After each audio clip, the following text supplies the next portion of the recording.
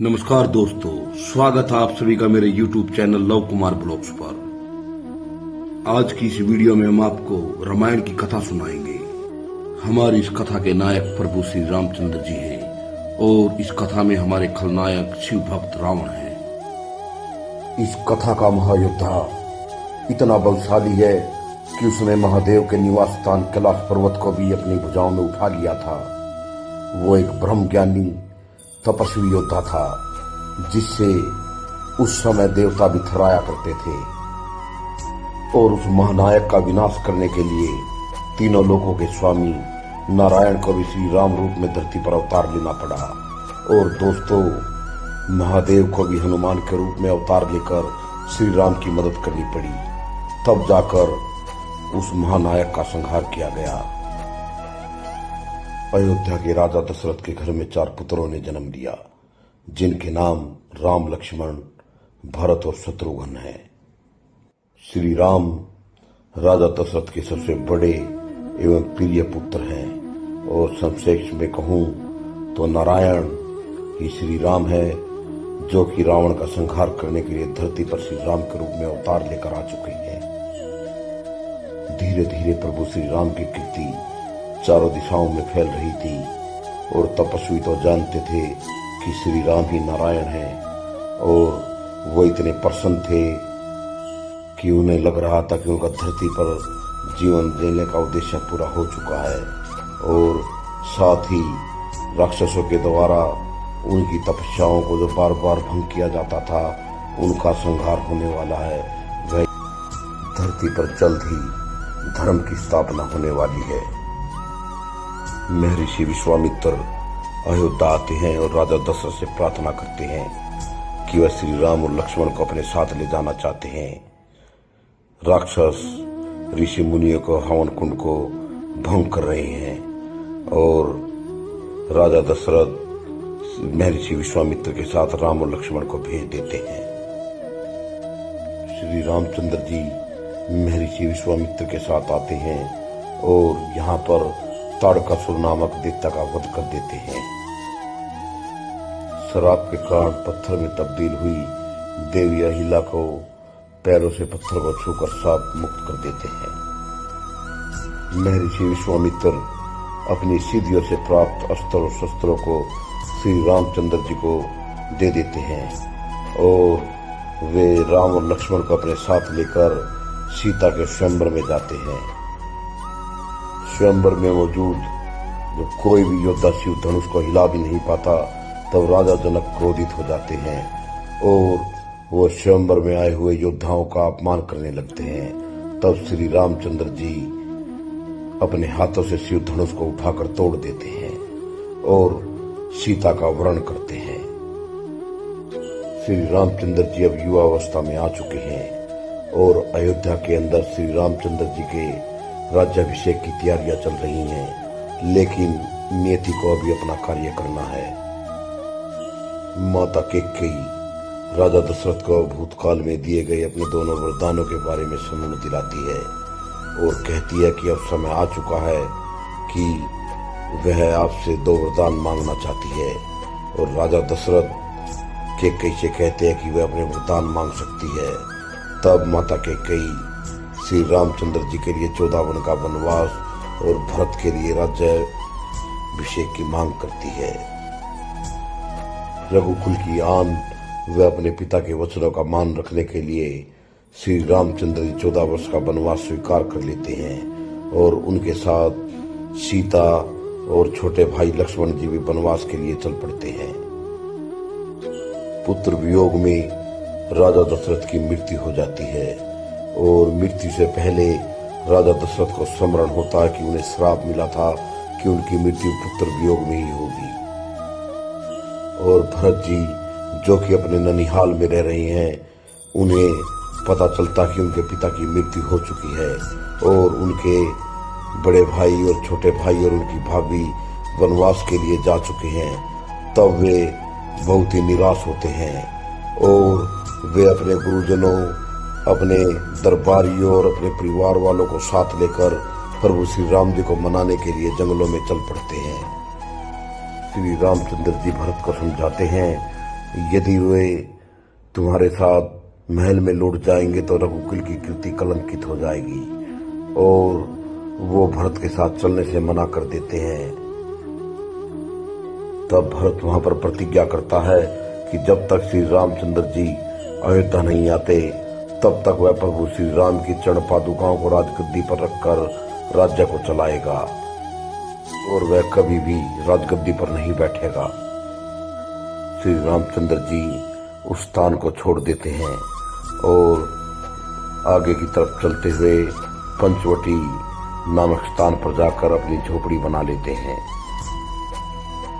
वहां पर सुपर्णखा नाम की एक राक्षसी आ जाती है और वह राम और लक्ष्मण के रूप सौंदर्य को देखकर उन पर मोहित हो जाती है और वो लक्ष्मण जी के सामने विवाह का प्रस्ताव रखती है।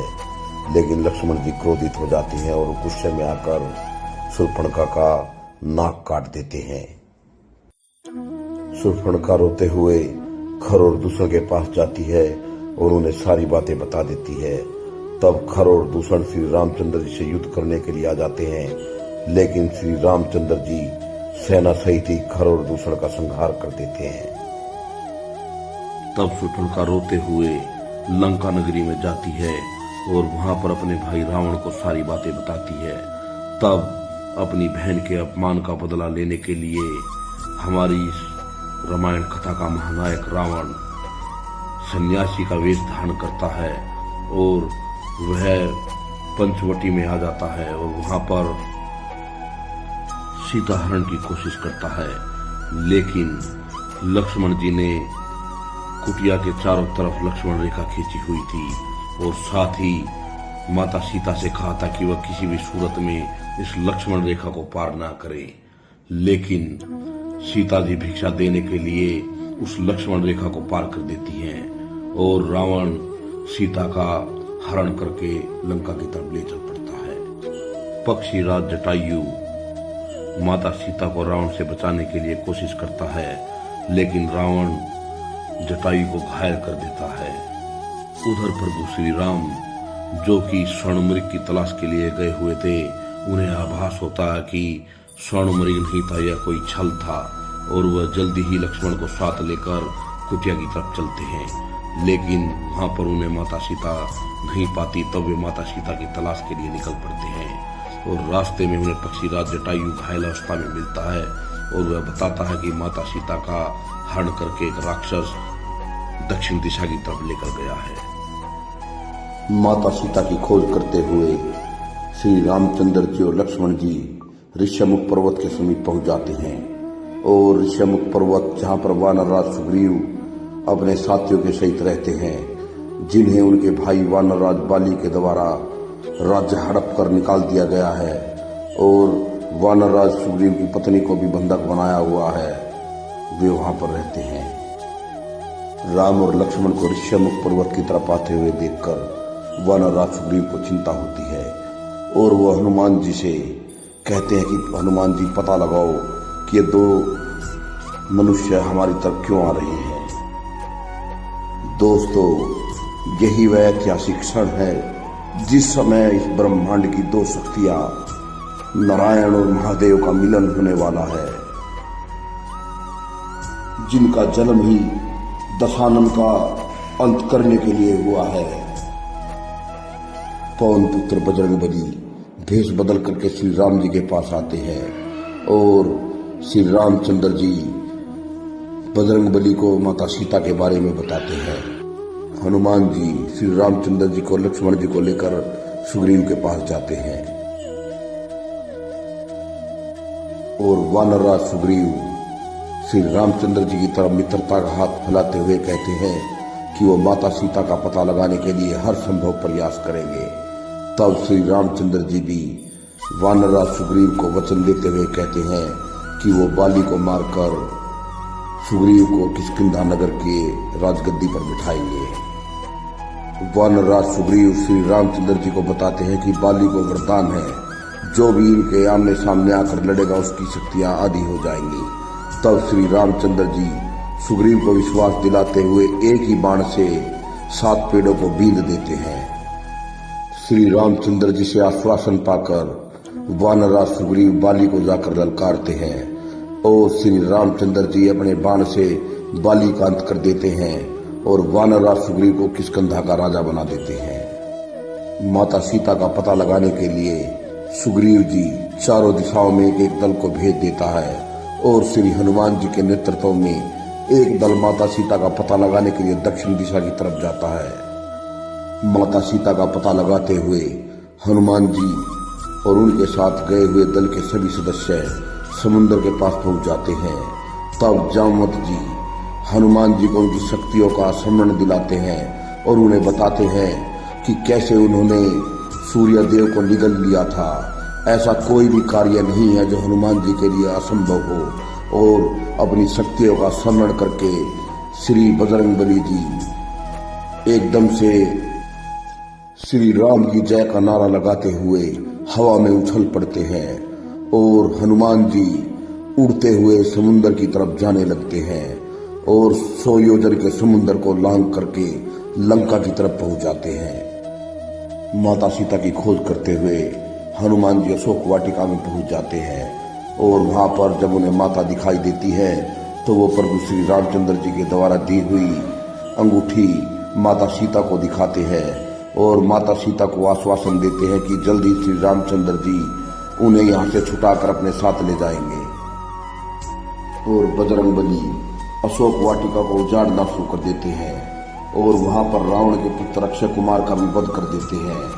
तब लंकापति रावण का पुत्र मेघनाथ अशोक वाटिका में आता है और श्री हनुमान जी के ऊपर ब्रह्मास्त्र से प्रहार करता है, लेकिन बजरंगबली को वरदान है कि वह किसी भी पास में नहीं बन सकते, लेकिन फिर भी ब्रह्मा जी का मान रखने के लिए वो उस पास में बंध जाते हैं। इसके बाद मेघनाथ श्री हनुमान जी को लंकापति रावण की सभा में लेकर जाता है और जहां पर सभाजनों के द्वारा फैसला लिया जाता है कि वानर को अपनी पूंछ बहुत प्यारी होती है, इसलिए इसकी पूंछ में आग लगाकर इसे जला देते हैं और यह जली हुई पूंछ लेकर श्री रामचंद्र जी के पास जाएगा और सैनिक हनुमान जी की पूंछ में आग लगा देते हैं, लेकिन हनुमान जी अपनी पूंछ से पूरी लंका को ही जला देते हैं और रावण को समझाते हुए कहते हैं कि माता सीता तेरा काल है, यदि तू अपने काल से बचना चाहता है, अपने संपूर्ण विनाश से बचना चाहता है, तो माता सीता को श्री रामचंद्र के पास वापस भेज दे। हनुमान जी के लंका को जला देने के बाद पूरी लंका नगरी में भय का माहौल बना हुआ है और रावण के सभी परिवार वाले व सभासद रावण को समझाते हुए कहते हैं कि उन्हें माता सीता को श्री रामचंद्र के पास इज्जत सहित वापस भेज देना चाहिए। लेकिन इस कथा का महानायक लंकापति रावण कहता है कि उसने ये सभी सिद्धियां अपनी तपस्या से पाई है और इतना विशाल साम्राज्य उसने अपने बाहुबल से अर्जित किया है। यदि श्री रामचंद्र जी नर हैं तो वह जल्द ही रावण के हाथ मरने वाले हैं और यदि श्री रामचंद्र जी नारायण हैं तो श्री रामचंद्र जी के हाथों मरकर लंकापति रावण उसके परिवार को मोक्ष मिलेगा, चारों दिशाओं में उसकी कीर्ति फैल जाएगी और वो मरकर भी अमर हो जाएगा। उधर श्री रामचंद्र जी वानर सेना सहित समुद्र के पास पहुंच जाते हैं और समुद्र के तट पर महादेव की पूजा करते हैं और वहां पर शिवलिंग की स्थापना करते हैं, जिसे आज रामेश्वरम के नाम से भी जाना जाता है। और वानर सेना हनुमान जी के साथ पत्थरों पर श्री राम का नाम लिखकर पत्थरों को समुद्र में फेंकना शुरू कर देते हैं और वो देखते ही देखते विशालकाय समुद्र पर राम सेतु का निर्माण कर देते हैं। और अब श्री रामचंद्र जी की सेना महादेव के अवतार बजरंगबली के नेतृत्व में लंका के बिल्कुल समीप पहुंच गई है और वो समय अब जल्द ही आने वाला है कि देवताओं में भी इतनी खुशी की लहर है। दशानन का अंत नजदीक है और दशानन का छोटा भाई विभीषण दशानन को बार बार समझाता है कि माता सीता को वो श्री रामचंद्र जी के पास वापस भेज दे, लेकिन लंकापति रावण दशानन को लंका से निकाल देता है और विभीषण श्री रामचंद्र जी की शरण में आ जाता है। किसी भी समय युद्ध हो सकता है, लंका में युद्ध के बादल छाए हुए हैं। इसलिए रावण के छोटे भाई कुंभकर्ण को जगाया जा रहा है और कुंभकर्ण जागकर रावण के पास जाता है और वो रावण को समझाता है कि उसे माता सीता को वापस श्री रामचंद्र के पास भेज देना चाहिए। लेकिन रावण कुंभकर्ण पर क्रोधित हो जाता है और क्रोध में कहता है कि यदि वह अपने भाई की मदद नहीं करना चाहता तो वह जाकर वापस सो सकता है।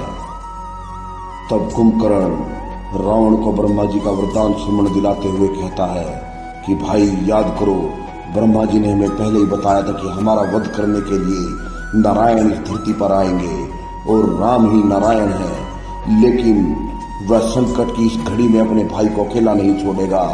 यदि नारायण हमें मारने के लिए भी आए हैं तो अपने भाई के लिए शान के साथ मरेगा। और वह यह कहकर युद्ध क्षेत्र में चला जाता है और वहां पर श्री रामचंद्र जी के हाथों वीर गति को प्राप्त हो जाता है। अगले दिन रावण का पुत्र इंद्रजीत मेघनाथ वानर सेना पर प्रहार करता है और वह इस ब्रह्मांड की शक्ति नारायण और महादेव के सामने अपने बाहुबल का प्रदर्शन करते हुए शेषनाग के अवतार श्री लक्ष्मण जी पर बाण चलाकर उन्हें मूर्छित कर देता है। तब हनुमान जी औषधियां लेने के लिए जाते हैं और जब उन्हें औषधियां नहीं पाती तब वे पूरे के पूरे पर्वत को ही उठाकर लंका में ले आते हैं और वहां पर श्री लक्ष्मण जी का उपचार किया जाता है। लक्ष्मण जी जल्दी स्वस्थ हो जाते हैं और फिर अगले दिन श्री लक्ष्मण जी और इंद्रजीत मेघनाथ के बीच भयंकर युद्ध होता है और इंद्रजीत मेघनाथ लक्ष्मण जी के ऊपर ब्रह्मास्त्र से प्रहार करता है। लेकिन ब्रह्मास्त्र लक्ष्मण जी की प्रदक्षिणा करके वापस आ जाता है और यह देखकर इंद्रजीत मेघनाथ वहां से गायब हो जाते हैं और वो लंकापति रावण के पास जाकर सारी बात बताते हैं और कहते हैं कि पिताजी, लक्ष्मण कोई साधारण पुरुष नहीं है।